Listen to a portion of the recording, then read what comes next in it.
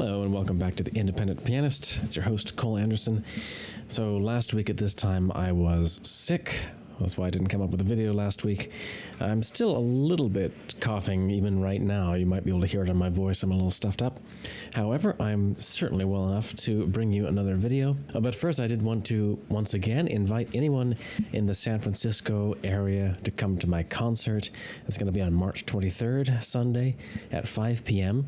at the Sol Joseph Recital Hall at the San Francisco Conservatory. That's at the Getty Building on Oak Street. It's free and open to the public, but they might have a slightly different procedure than when I gave a concert there last year about allowing access to the building. So I'll have more information about that on my video next week as well for anyone who wants to go. It's going to be a fun program, a lot of Liszt on the program. First 5 pieces from the Année de Pèlerinage Suisse, the Sonata in B minor, as well as to open the program, Monica Cardenas' Sonata Erencia.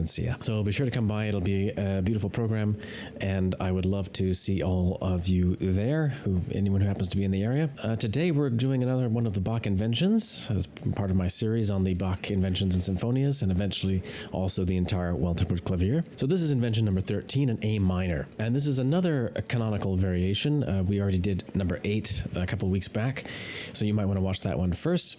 It's also structured in the form of a canon, but much more loosely than number 8 is. So if you take a look at this main theme, you'll see that the left hand in the 16ths is indeed answering the theme in the right hand exactly, but the 8th notes, on the other hand, are a little bit more free. They don't follow the exact same pattern.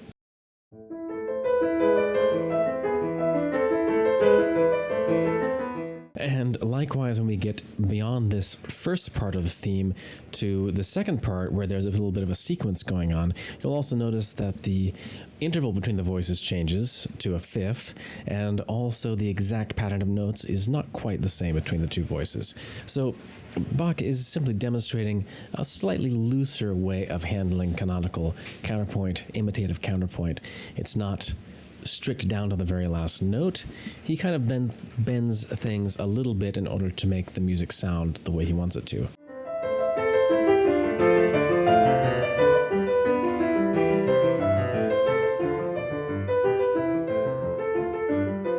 It's really a rhythmic canon in truth, so the rhythms are very precisely mirrored, but not always note for note. So after those first 2 segments that we just heard, we get a restatement of the theme now in C major, and this is the way in which Bach is leading us into a kind of development.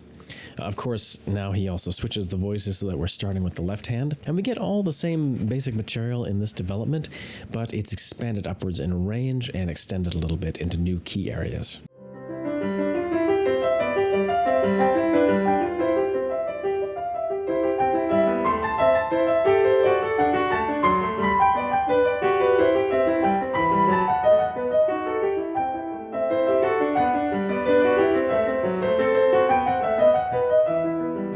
Very good. So now at this point, we get some extra transitional material, which is entirely aesthetic in nature. And I mean to say by that we could theoretically omit it. We could leap from bar 13 to 17 very easily and cut out 14, 15, 16.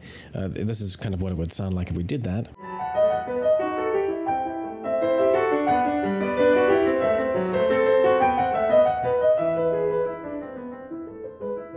The reason why that's possible is because by the time we've reached measure 13, we're already at the dominant E, the dominant of A minor. So would be very easy for Bach to return to the main theme and to close the piece up. But since this is a short piece and not everything has to be utilitarian, Bach decides to just add in some very lovely and eerie sequences, making extensive use of diminished 7th chords to extend this development a little farther.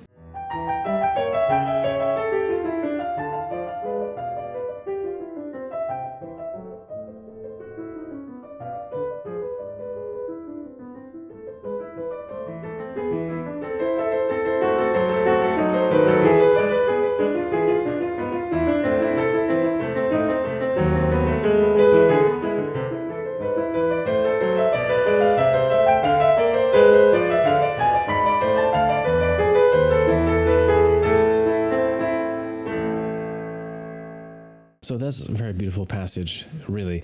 And it's one that Bach developed over time. Even though this is a relatively simple piece, you think it wouldn't have he wouldn't have sweated very much over it. There is an initial version of this invention, though. It was called a preambulum at that time, a prelude. And its originating location was in the book for Wilhelm Friedemann Bach, Bach's eldest son.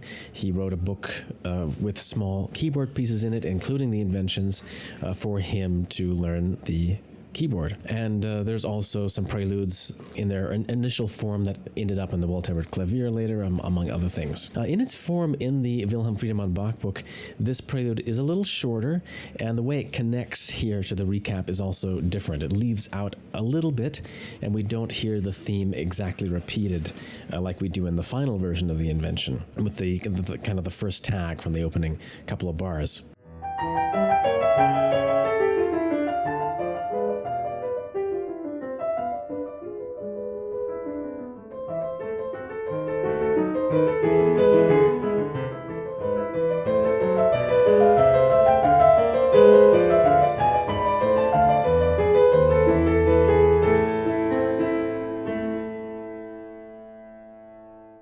So I went to the trouble to actually record the entire early version of this invention when it was a prelude in Wilhelm Friedemann Bach's book. So we're going to hear that as well. I put it at the end of the video after my full performance of the complete invention. But other than that, I think I'm pretty much out of things to say. It's a pretty small piece, a fairly simple piece. Do stay tuned. It might be next week or it might be the week after I'm going to finally have my video of the Liszt Sonata coming up. I'm not sure if I'm going to be home quite enough to do all the recording for that the way I would want to, so I might have to wait till the week after this next Friday. But most of the material is already done, so we're going to have that video coming up, which is probably going to be at least an hour long. But it should be a very interesting one. I found a lot of interesting info on that piece. Some things which I knew before and had forgotten, and some things which I learned just this time. So it should be a very fun and interesting video for all you Liszt nerds out there. But for the time being, I'll sign off. So take care and have a great weekend, everybody out there. And of course, as always, keep practicing.